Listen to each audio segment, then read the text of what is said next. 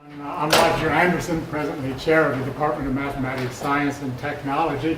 It's my sincere pleasure to have the honor of introducing our speaker this evening. Obviously, I'm not the speaker, and she is going to talk about her book on Banneker, the black mathematicians and paths to excellence, which in her case is such an example. We have an excellent person here who has achieved many things. And on the back of this book you will see there is some commentary about what this book presents.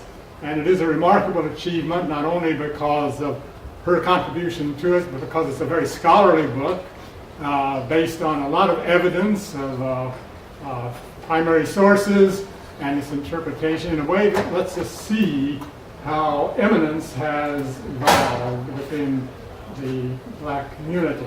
I might want to say that many people tend to look at the shadows of failure, but Erica shows us the light of success. And I think that is the main hallmark of her contribution to her scholarship. She has a very distinctive line of scholarship which she has invented and reinvented in many ways to impress us and to inform us about what we can do to better appreciate how success is realized. Everyone needs to be able to realize their full potential, but most particularly for those who've been marginalized, now is the time when we should express and realize those people's success. Before I introduce her, I don't want to take more of her time. Let me read to you a comment from the Handbook of Urban Education. This was a commentary about Erica's contributions to the field, and it's a rather long colloquy, so I'm going to try to paraphrase it, and even then, it's going to be a little longer than it probably should be. It says, one of the most strong movements to inform the evolution of urban mathematics education research, policy, and practice is mainly to refocus the narrative from a deficit-oriented, failure-focused master narrative to a success-focused encounter narrative.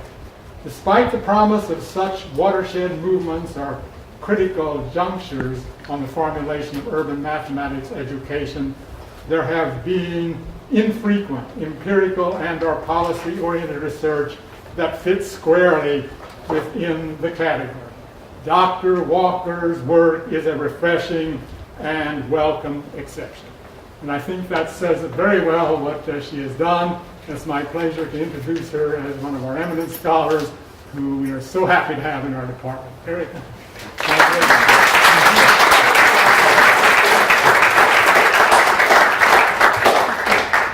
Thank you so much, Roger, for that introduction, and thanks to all of you for coming this evening. I really appreciate your taking the time to come out and hear a little bit about what I've been working on for a while. Many of you have heard me talking about this and thinking about it and struggling with it, so it's nice to have you all here to see its fruition. I really want to thank Roger and Bruce Vogeley and my colleagues in the Department of Math, Science, and Technology for all of their support. I especially want to thank Suzanne Murphy and Trish McNicholas and their teams for organizing this event. I especially want to thank Janice Robinson and the Office of Community and Diversity for all of their support for my work. And I especially want to acknowledge someone who has sadly left us and passed away, Professor George Bond, who was really an early champion of this work. And I had the great pleasure of getting to know Dr. Bond when we were on a search committee here at Teachers College.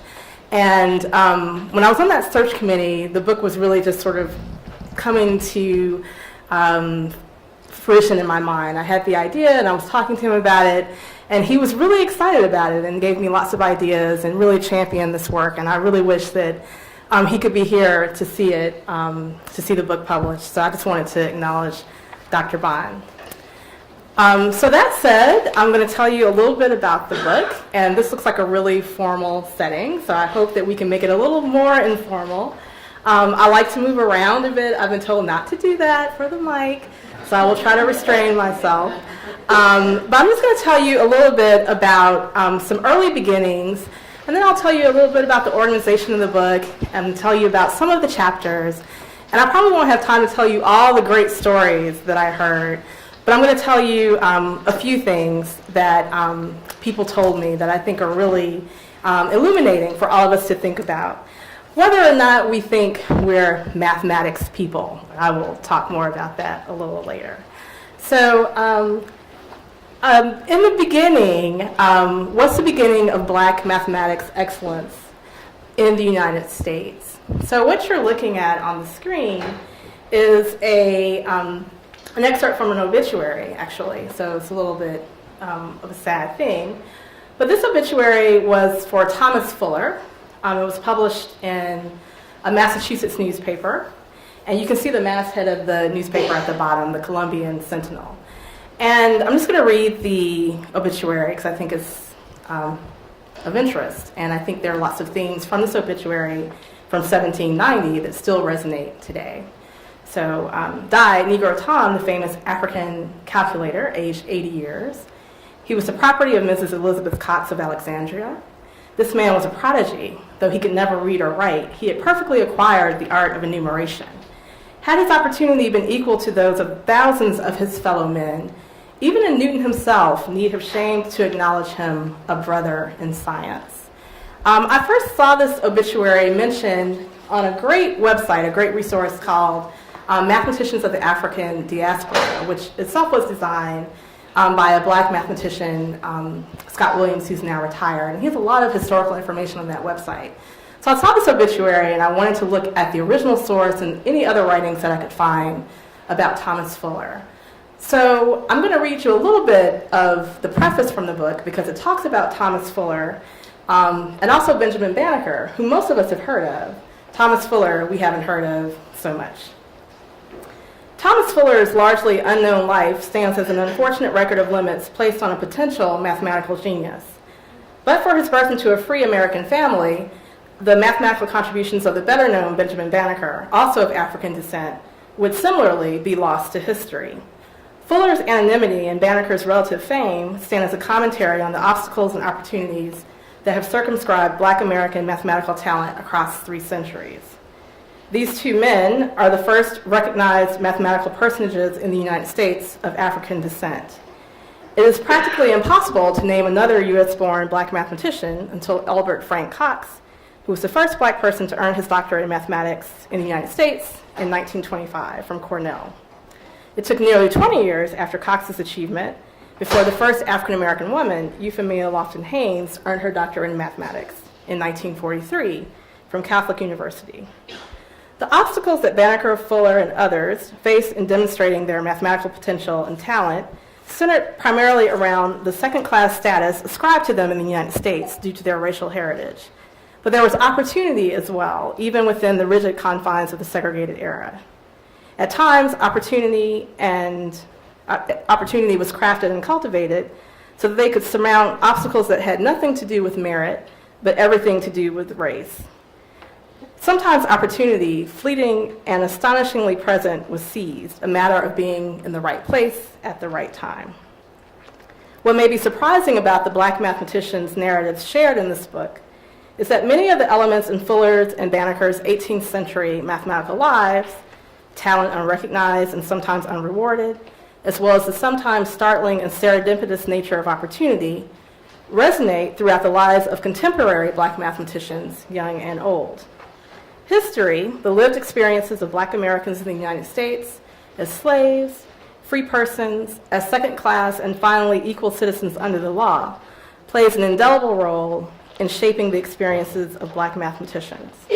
This shared history and how it manifests itself in the formative educational and professional experiences of black mathematicians is reflected in how they come to do and practice mathematics. This is not to say that the mathematics in which black mathematicians engage is a special kind of mathematics unique to their ethnic heritage, but rather that for many, how they conceptualize their professional identities and communities is in large part based on their experiences of being both black and mathematically talented.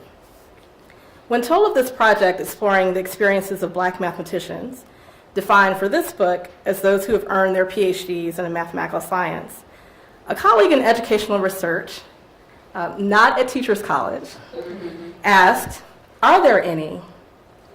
That this question can be asked with some sincerity begins to suggest the very racial the very real racialized space that black mathematicians occupy in a supposedly colorblind discipline, and perhaps explains why Benjamin Banneker was compelled more than 2 centuries ago in 1791 to write Thomas Jefferson, former president, a letter exhorting him at length to do what he could do to ameliorate the stereotypes about African Americans' intellectual capacity. Said Banneker, "I apprehend you will readily embrace every opportunity to eradicate that train of absurd and false ideas and opinions which so generally prevail with respect to us." So this book answers questions about uniqueness and existence, but it also demonstrates the power of history, place, and community in cultivating mathematics excellence and identity. It explores how black mathematicians combat negative perceptions of their mathematics ability, and it also examines how they form communities to support and contribute to mathematical knowledge and how these communities occupy multiple spaces within formal and informal educational contexts. It links the practices of some mathematicians to those of their forebears and honors the work and lives of those who, like Thomas Fuller, are woefully undersung. So that's just an overview of the book and a little bit about why I thought it was important to write it. And now I'm going to take you through a little bit about how I conducted the research for the book, and also tell you about some of the chapters and their titles and what they mean. So this book is based on a 3-year, and I actually call it an ongoing, study of black mathematicians and their formative educational and professional experiences. And I did a lot of different things. I interviewed mathematicians. I conducted site visits to colleges and universities. I went to conferences. I went to professional meetings, attended seminars and sessions, and I did some archival research. So one interesting sort of side story is that for many years, the first African-American woman who I mentioned to get her PhD in mathematics, Euphemia Lofton-Haynes, nobody knew that she was the first. It was assumed that Evelyn Granville and Marjorie Brown, who both got their PhDs in the 1940s, were the first black women. And then suddenly in the 90s, it was discovered that actually it was Dr. Lofton-Haynes who had gotten her PhD from Catholic University. So this is kind of what I'm talking about in terms of stories just being hidden and uncovered. And it's not that Dr. Haynes didn't have a footprint in the field. She was well known in Washington, D.C., which is where she lived. She was a professor, but people had just forgotten. And her papers, her family papers are at Catholic University, and someone discovered, oh, this fact, she was the first, not these other 2 very wonderful ladies. So that's just a side note about the archival research and the follow-up I did with that. So we've already talked a little bit about some beginnings. I think I want you to hold in your mind these stories of Thomas Fuller, the unknown, and Benjamin Banneker, the known, and how what we know about them can inform other parts of the lives of black mathematicians. I'm going to talk about kinships and communities a bit, because that turns out to be a thread that goes throughout the whole book. In general, the chapters are sort of following the mathematical lifespan of mathematicians. So in kinships and communities, I talk a great deal about their early mathematical memories, what their first mathematical memories are, what their childhood experiences are with mathematics in and out of school, in families and communities. So that chapter is about that for the most part. And then navigating the Mason-Dixon divide follows these mathematicians as they enter adolescence, and they begin to enter high school and college. Representing the Race is a chapter that discusses, for the most part, their graduate school experiences and a bit of their professional experiences. And Flying Home really looks at how they construct the profession and their professional identities. And then I'll have a few conclusions. So I may not get to all of this tonight, but I will spend a little bit of time on kinships and communities, because this is a thread that I think is really useful to think about. And we can think about it in our everyday lives and the communities that we have and how we support young people's mathematics development. So, kinships and communities. So there were a couple of themes that came out of the discussions that I had with mathematicians. And I'm going to tell you a couple of stories that people told me that I thought were really interesting and fascinating. And so the two things I've chosen to focus on for tonight, there were many more, but I'm just going to focus on these two. Carrying on the family tradition, this notion of Renaissance men, and school communities and their traditions. And I'm going to talk about one school in particular briefly, the Dunbar School. So one story is from a mathematician who grew up in South Carolina in the 50s and 60s, so deep in the heart of segregation. And he tells a story about being in ninth grade and something that happened with his uncle. So when I was in ninth grade, my uncle worked for a construction company, and he saw the foreman using a slide rule, and he just got curious about it. So the foreman said, well, next time I place an order for equipment, I will order you one if you like.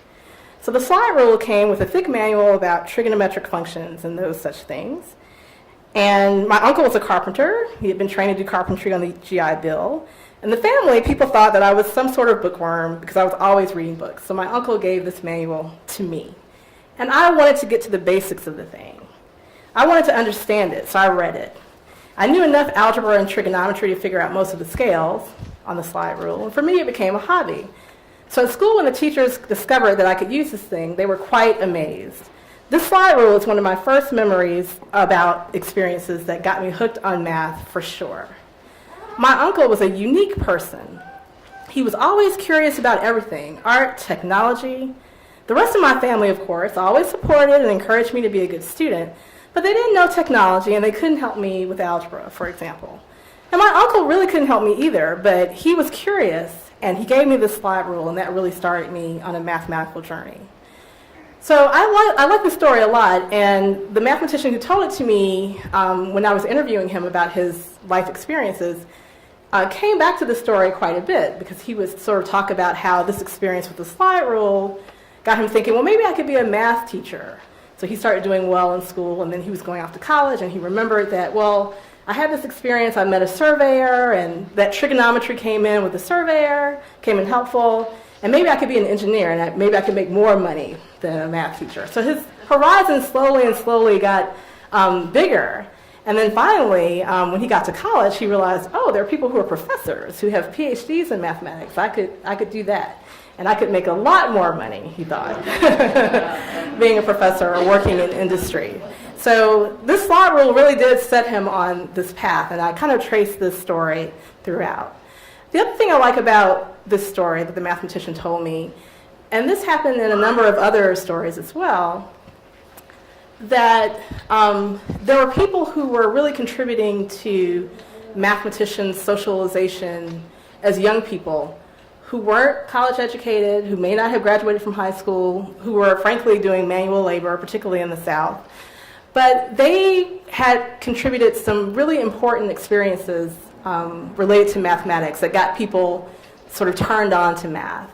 And so I think in current times, we need to be careful not to disregard the things that we can do as parents and friends and aunts to support young people's mathematics engagement. It doesn't mean that you have to be a math major, doesn't mean that you have to be a math teacher, but there are things that we all can be doing to increase math opportunity for young people.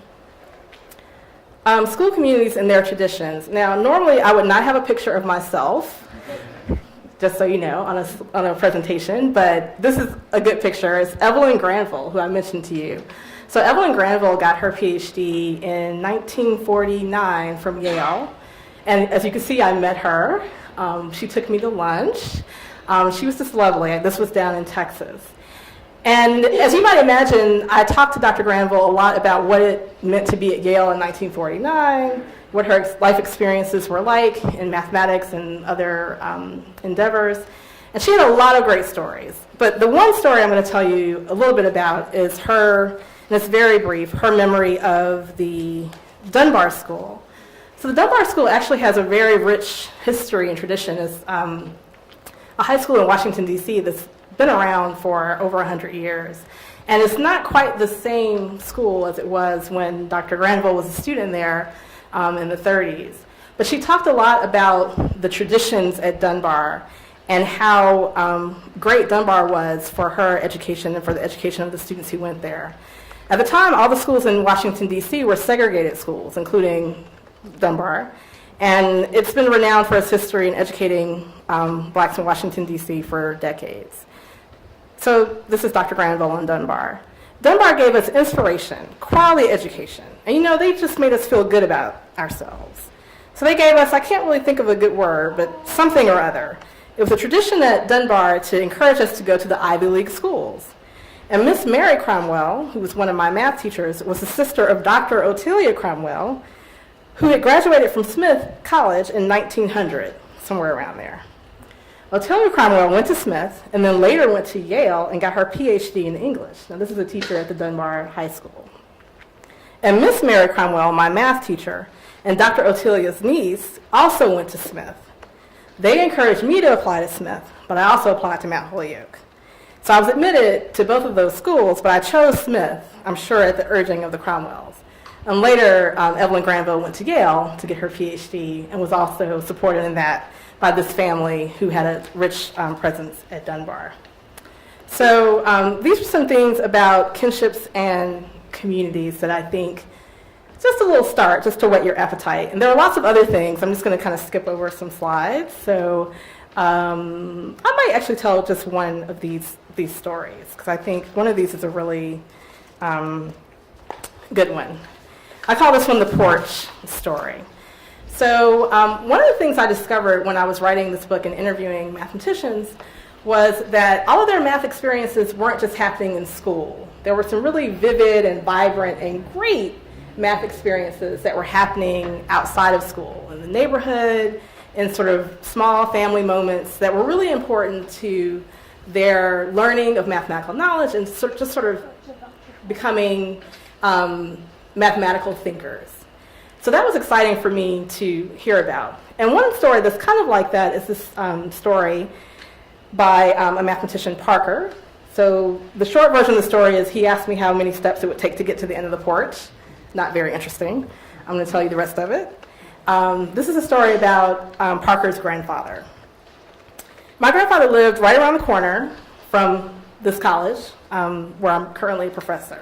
I remember he'd always have these mental challenges that he would give me all the time. And I actually use one of them when I'm teaching. Now, we were on the front porch. I guess I was about 6 or 7. And he asked me if I walk halfway to the end of the porch and then halfway again and then halfway again and so on, how many steps will it take me to get to the end of the porch? And I think as a kid I may have guessed 5 or something, I don't know. So then my grandfather actually proceeded to do it. He walked halfway and then halfway and then halfway again. Now the idea is that he was converging. He didn't use the term convergence, of course. But he never actually reached the end of the porch. But he got closer and closer and closer. And of course he didn't stay within epsilon. But anyway, I have fun when I'm teaching about convergence to really tap into it at this early level. One reason is because I have fun telling the story, but also to give my students an idea when I'm teaching of the sorts of things that they can do with their students. Because some of them may go on to become teachers or just with their grandchildren one day, whatever the case may be. These are the sorts of things that can really bring high-level things in very early and just challenge the mind and make you think. So another great story, and I will tell you that I had the privilege of seeing the acting out of the porch from this mathematician, which was great. And I like the story in part because it reminds us that little kids can really appreciate some sophisticated mathematical ideas. There's nothing wrong with emphasizing counting and adding and subtracting. But the fact that Parker remembers this story from when he was a little kid, is using it as a professor of mathematics, and is sort of spreading the story out to more generations of students, I just think it's very, very beautiful. It's a way of how mathematics can be accessible to lots of different people.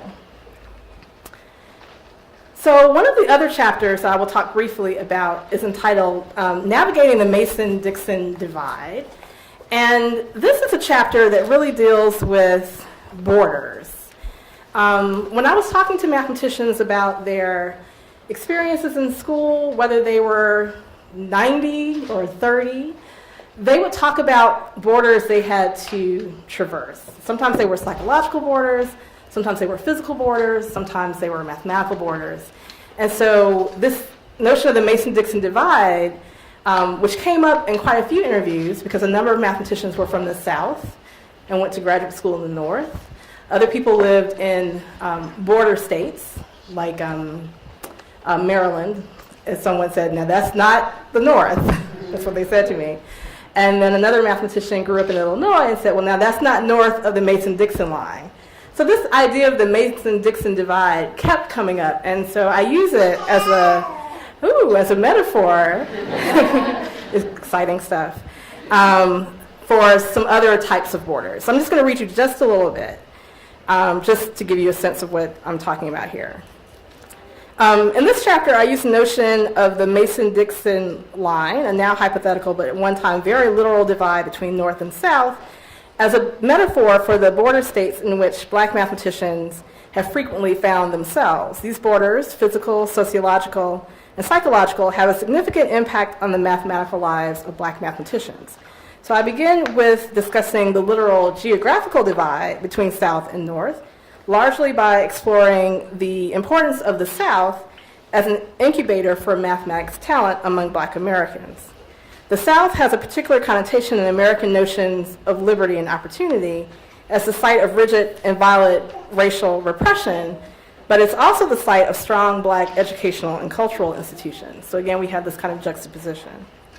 I then explore this divide figuratively by discussing black mathematicians' navigation between black and white institutions, focusing on those who desegregated or were among the first to desegregate formerly all-white secondary schools and colleges and universities. I had a number of mathematicians who were in this category.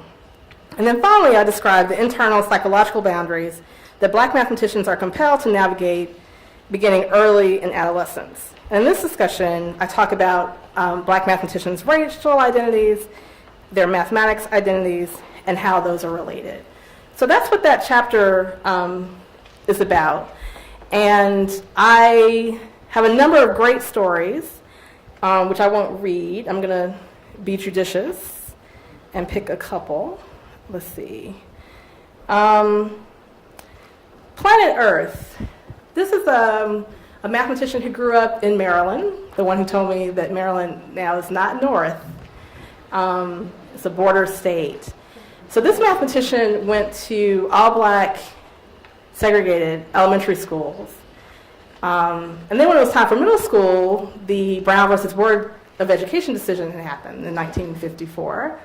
And so by the time he was going to high school, he was desegregating the high school. So he went to Southern High in Baltimore, Maryland, I think. And he talked about how every day it was like going to an alien planet. And Cherry Hill, which was the community where he had grown up with all black institutions, very nurturing, very supportive, was planet Earth. And how every day he had to traverse this border. And how he felt that he was just being tolerated at the newly desegregated high school. And he has a lot of very rich stories about that time. Another story I'll tell you has to do with Duke Ellington. I'm a jazz fan, which many of my friends know. And so when this mathematician told me this story, I was very happy about that. So I'm going to actually read this one because it's a little difficult to paraphrase.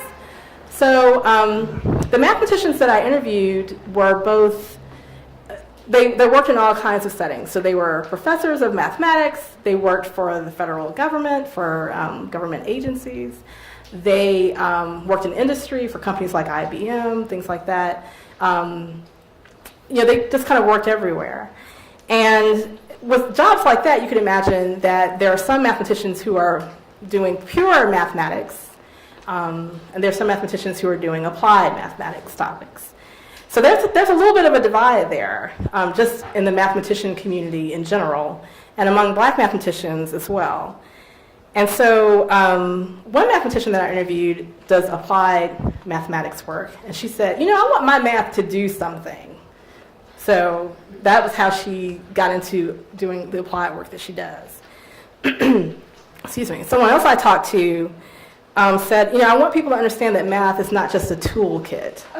So he was a pure mathematician. And he went on to say this, you can always work on other people's questions. You're good at that, but what do you have inside yourself? It's the same feeling I had, I don't know why I waited so long, when I took up the piano. I was doing a little concert, and there were actually people reacting favorably to the things I'd written, because that was what I could do.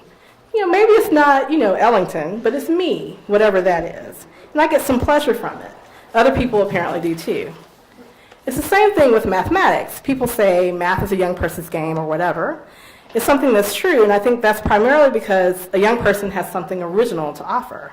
There's something in the way they're wired that allows them to see the universe a slightly different way than anyone else. They need to get that out.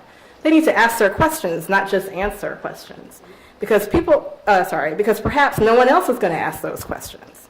Perhaps they're the first person who can answer them. It's the same thing with music. After a while, people might say, that mathematician has nothing more to give. Well, he has more to give, but it's pretty much the same. His originality has been shown. His perspective now is clear.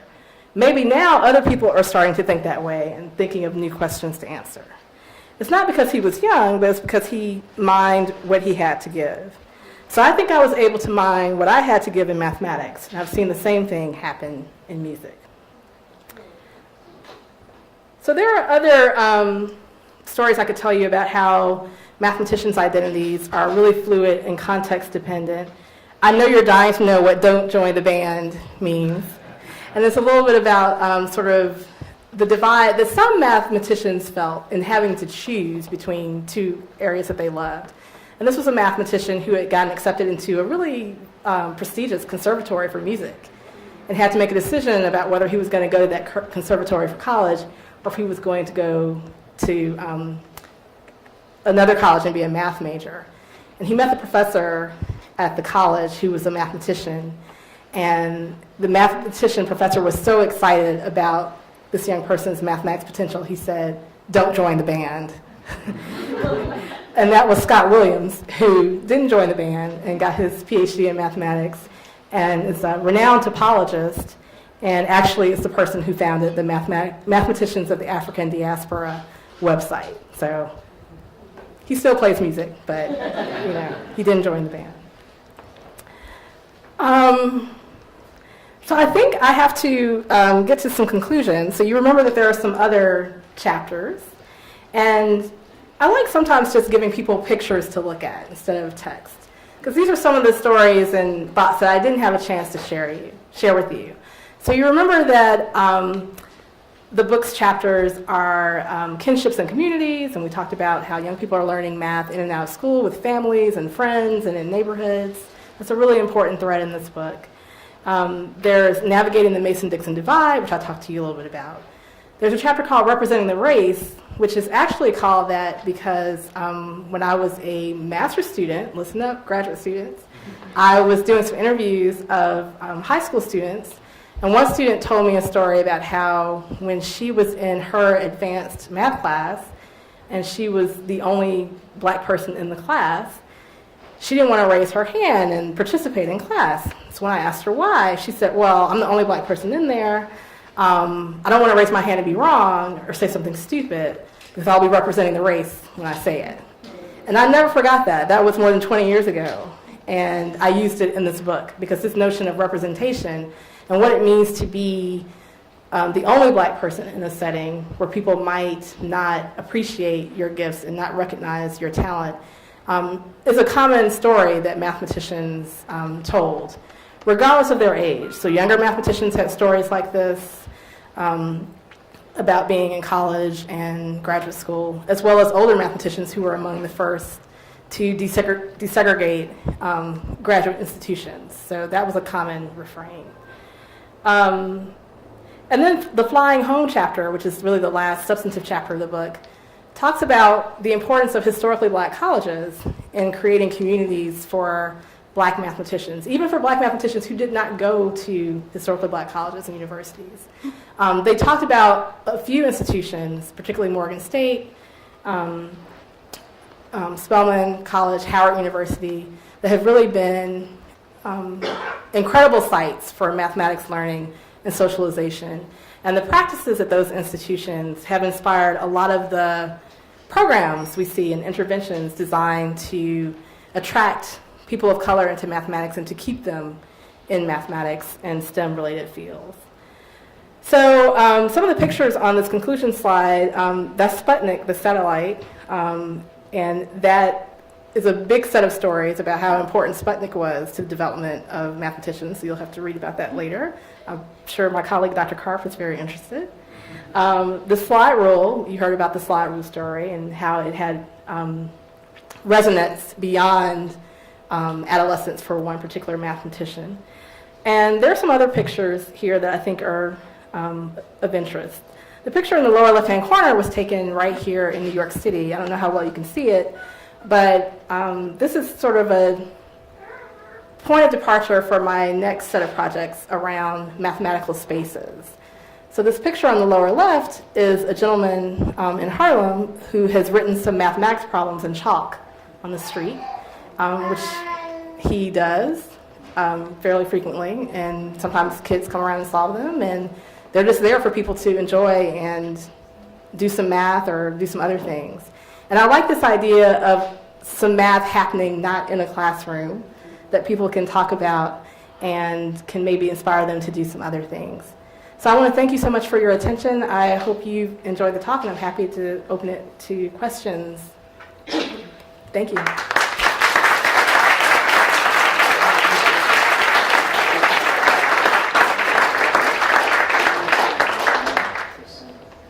Yes, Dr. Waite.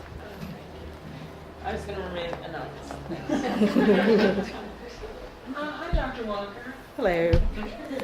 Thanks so much for your talk. It was really interesting. I have a question for you that's, I think, probably a little bit more methodological in a sense, and that is, where did you find your mathematicians, and how did you decide who to include and who not to include, so that you found the first Euphrasia, who's really the first woman? How did that come about? A great question, and thank you for asking it. I did not plant Dr. Waite to ask that question, so that's a perfect first question. So the first thing I did, I think, was go to the Mathematicians of the African Diaspora website and just look at some of the things that were there, which is how I found out about Thomas Fuller. And then I thought, well, I want to talk to some people. And originally this project was going to be a really small project, building on some work I had done with high school students around their academic communities. And I was really interested in learning about mathematicians' peer groups. And I thought, I'll just write a little article about that, and then I'll be done. And it just sort of snowballed. So one big thing that happened was one of my colleagues here at Teachers College, Henry Pollack, was really helpful. Because the first person I wanted to talk to was David Blackwell, who's kind of known as the dean of black mathematicians. Unfortunately, Dr. Blackwell died in 2010. But he's a really well-known mathematician and statistician. And I knew that Henry, being a mathematician himself and having a really great career at Bell Laboratories, would probably know him. So I said, Henry, I'm thinking about doing a study, and I want to interview David Blackwell for it. Do you know him? Do you have contact information for him? And Henry said, oh, I sure do. Here it is. Tell him I said, it's fine for you to get in touch. I was like, great, thanks. He goes, now what are you doing? And so I thought, I'm thinking about interviewing black mathematicians about this academic communities idea. He said, well, there's so-and-so who was with me at Bell Labs, and he just started doing a rundown of names. And he said in this month's Princeton, I never will forget this month's Princeton Alumni magazine, there's a guy, Bill Massey, who worked with me at Bell Labs.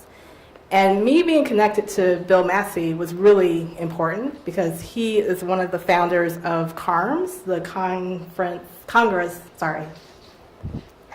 for African American Researchers in the Mathematical Sciences. So Bill Massey came, gave a talk at TC, heard about my work, invited me to come to his conference, and it just kind of snowballed from there. So there were some people that I just called cold and said, I'm doing this study, would you be willing to be interviewed? And they said yes. And there were some people I met at conferences like that, and a few people got in touch with me. I still have a list of people that I need to interview for the next project, I guess, because people are still very interested in it. So I interviewed about 35 mathematicians in total, and the oldest person was 90, and the youngest person was 29, I think.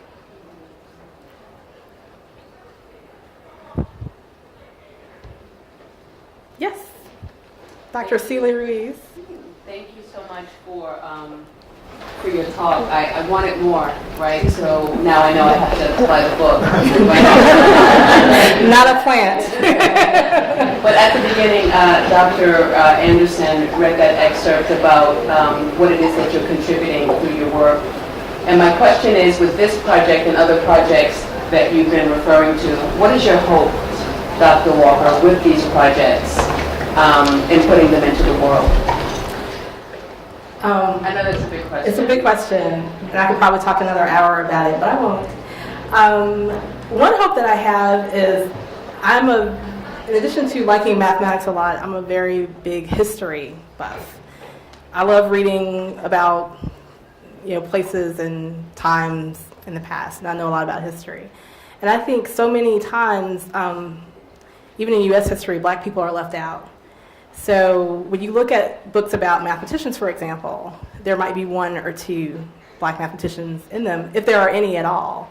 And I thought that was a problem because there's some really rich traditions around mathematics in the African American community that weren't being highlighted, that we can really learn from, not just for black students, but for everyone to improve people's math dispositions. So I guess another hope of mine is to be a good public relations person for mathematics.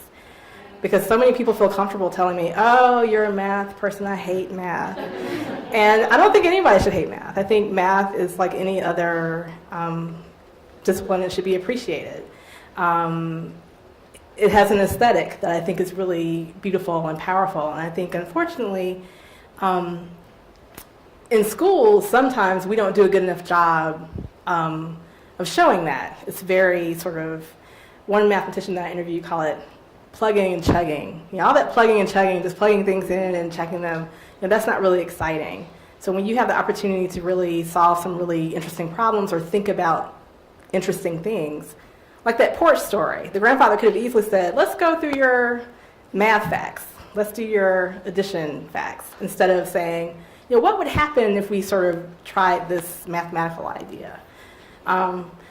So that's my second goal, to really get people turned on to mathematics in a way that I think in this country, unfortunately, most people aren't, regardless of their backgrounds, and certainly to tell stories that have gone untold. As a follow-up comment, I guess as you were talking, I just saw a series of children's books and of books for adolescents that perhaps can grow out of your work. Yes, I appreciate you're bringing that up, because I have a sabbatical coming up next year, and that's something I want to do during the sabbatical. Yeah, one of the things. I gotta tone down my plans, I think. Yes? I was really interested in everything you had to say, but I was particularly excited about the photo you showed of the guy doing math on the sidewalk with chalk. And I'm really excited about sort of integrating learning in general into the community fabric. Was that in Harlem? That's on Lenox Avenue. Were there other examples you explore in this book of folks really taking math outside of the classroom and integrating it into the broader community in a very public way? That's almost like a radical, use of application of math and getting young people involved in math. So. Let's see. I'm sure there must be. The things that are coming to mind right now are things that people did in their homes with siblings, and playing mathematical games and doing patterns, and yes, I can't think of anything that's like that. That's a much more recent, that's from a few years ago, example. But I'm sure if I went back, this is actually part of one of my projects for my sabbatical, to look back at the interviews I did and do some documentation of the mathematical spaces that mathematicians talked about, and analyze them. Are they in public spaces? Are they in private spaces? What kinds of mathematics is going on there? So I have to go back and look more at those things. Is Bob Moses and the Algebra Project, are they featured in this? They are a bit. When I talk about, there's a section of the book that's really interesting. I'm sorry I didn't get a chance to talk about it, but a number of these mathematicians were in college or graduate school at the height of the civil rights movement. So there's a section of the book where they're talking about their civil rights activities, and for some, they're saying, well, it really kind of interfered with my math. and for other people, they're saying, oh, it was great because I got to meet all these other people. So it's kind of an interesting set of experiences that people had. And so I talk about the Algebra Project at that point because it's really rooted in social justice and it related to the experiences that some people were having. Thank you. Yes, Dr. Harris.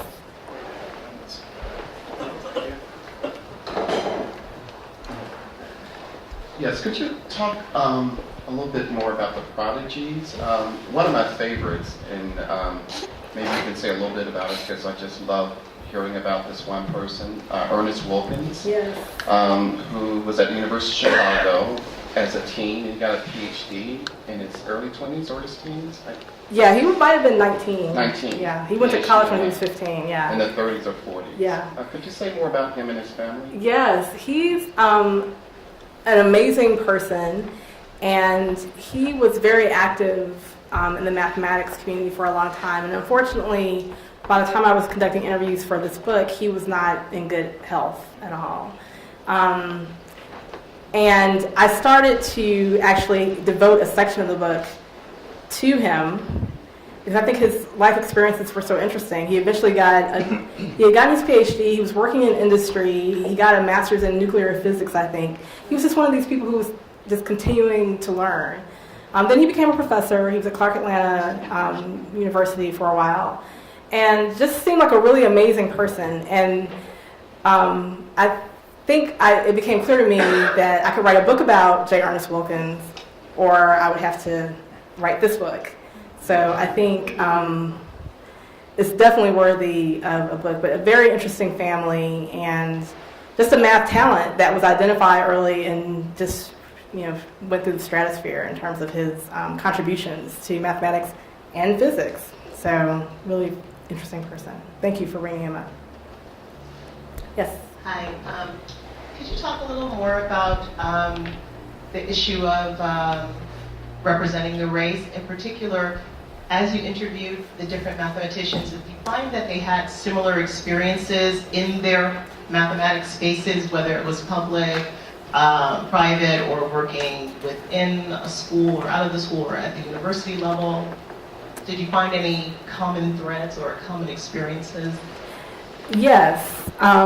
So one thing that I was expecting when I was doing the research for this book and when I was writing it, I had sort of partitioned the mathematicians into generations. So I was talking about the older mathematicians who got their PhDs, I think before the 60s, I think, as being first generation, because they really were people who were coming of age at the heart of the civil rights movement and were really subject to legalized discrimination. And then there was a second generation of people who got their PhDs between the 60s and 80s, I think, and then like this third generation.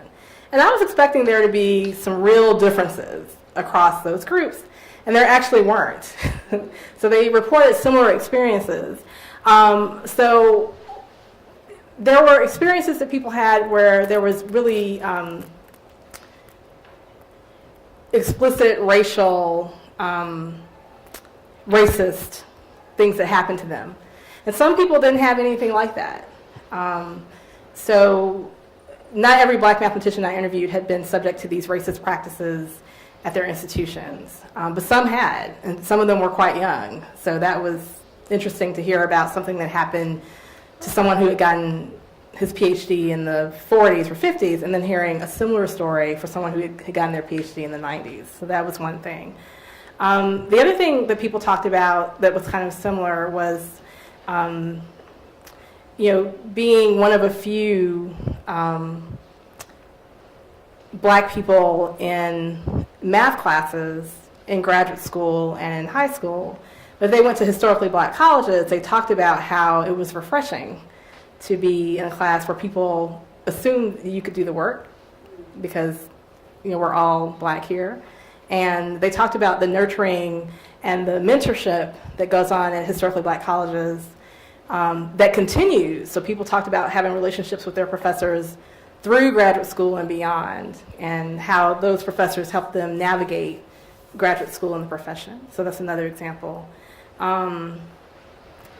There were several things like that that came out. Thank you. Thank you.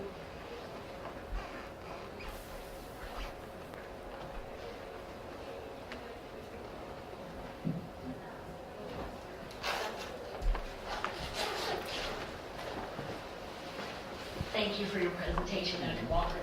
So as you were speaking, I began to wonder about the experiences perhaps that women had, and if you found anything interesting about their journey.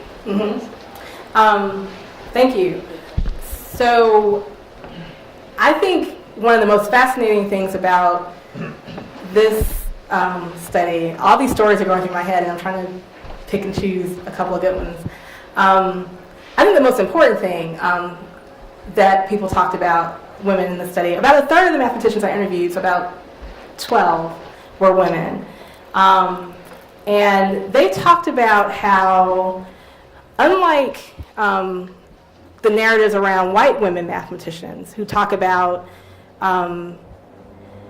issues of gender and being perceived as not being good in math from elementary school onwards, black women, in this study anyway, did not have that kind of experience.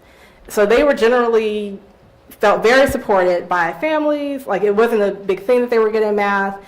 Where they hit an obstacle for pretty much everyone, I think that's true except maybe one person, the obstacle they hit was when they got to graduate school. Suddenly it was, oh, you're a woman, you're not supposed to be good in math. And they had never heard that before. So they just don't have that experience that other women of different backgrounds have. And I think it's something useful for us to think about in terms of interventions and ways that we construct gender discussions in mathematics. People talked about how one woman talked about an experience at an institution where it was clear that because she was a woman, because she was a black woman, because she was a black woman from a black college, it was really awful. She said it was the worst time of my life. It was clear that the faculty at the institution, who were mostly white men, did not think that I could do it. They didn't think I was worth mentoring or having in class. And so I left that institution with a master's degree, which for someone who's in a PhD program, leaving with a master's degree and you want to get your doctorate is a very terrible thing to happen. So she went to another institution, talked about that institution and how it was different and how it was great and how she never felt that she didn't belong, that, they were saying, graduate school is hard, you have to work hard. She says, yes, I'm ready to work hard. Give me the opportunity to work hard. She felt at the first institution like she couldn't even crack through the barriers to even, participate in class or do undergraduate research experiences. So if there was difficulty for women in the study, it often happened in graduate school, not earlier. Mm-hmm. Well, I don't know where oh yes. Thank you very much for all your questions and for your kind attention, and thank you very much.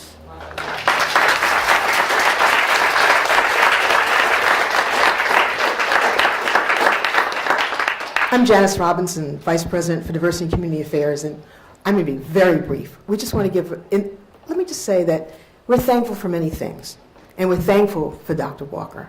And in this day and age, and with the climate that we have socially, politically, I just want to say an extra special thank you, and to thank you for your inspiring and enriching research and presentation. So let's give her another big hand. So my job is really easy. It's 30 more seconds to make sure that you stay and that you go over there to the table and that you buy books and that you will also stay and go into the next room and have refreshments with our reception. But before we do that, we have a tradition in our office, and I'm inviting Jolene Lane up, our Director for Diversity and Community Affairs, because I think it's important that you give credit where credit is due, and she's invented this, our tradition. So. Greetings, everyone. So when I came to TC, I began this tradition, and it was to give a small gift to those individuals who participate in programs that our office either sponsors or co-sponsors. And it's really just to show appreciation and give a little keepsake. So I have, as we usually do, created and framed a poster for Erica about her book and about this event. So I just wanted to offer this and say thank you. And we invite all of you to stay and join us for a reception, and I guess have a chance to talk to Dr. Walker and each other. Thanks very much.